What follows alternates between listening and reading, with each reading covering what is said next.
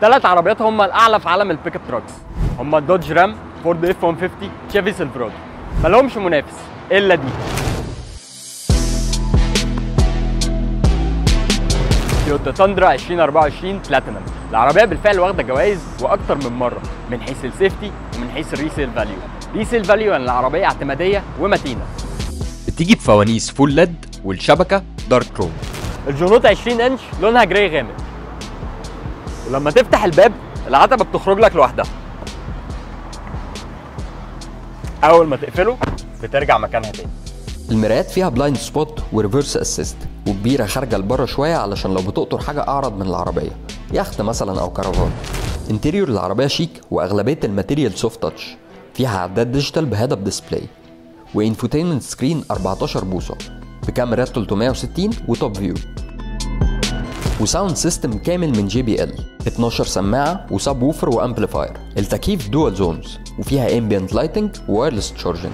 المرايه اللي في النص ديجيتال، فيها فتحه بانوراما كبيره بدارك هيد لاينر. الكراسي جلد وكهرباء والقعده مريحه وواسعه سواء ورا او قدام، وفيها تهويه وسخانات. ازاز العربيه كله عازل صوت وحراره، ورا غامق وفيه ستاير. اما الازاز اللي ورا خالص فبرضه بيفتح ويقفل كهرباء. بالنسبه لعوامل الامان والمساعده فتاندرا ذكيه وبتعرف تتصرف لوحدها. فيها نظام متقدم اسمه تويوتا سيفتي سنس 2.5، متكون من بري كوليجن سيستم اللي بيشتغل عن طريق الكاميرا والرادار علشان يطبق الفرامل في الوقت المناسب ويقلل من نسبه التصادم. لين تريسنج اسيست، وده بيحدد الخطوط على الطريق وبيستعمل ستيرنج اسيست علشان يساعد العربيه تفضل في حارتها. دايناميك ريدر كروز كنترول، وده بيثبت سرعه العربيه ويحافظ على المسافه بينها وبين العربيه اللي قدامها حتى لو الطريق زحمه. فيها برضه لين ديبارتشر وستيرنج اسيست، رود ساين اسيست، بارك اسيست ورا وقدام مع اوتو بريكنج، شبه جاهزه تركن لوحدها.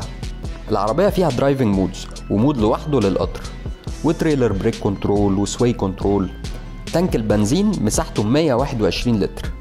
موتورها V6 3500 سي سي توين توربو، واصل على فتيس اوتوماتيك 10 سرعات، بيخرج 389 حصان و650 نيوتن متر. عندها القدره تقطر اكتر من 5 طن. تقدر تتفرج على تاندرا عند يونايتد عرب، ولو عايز تعرف اكتر ادخل على صفحته في كونتاكت كارز.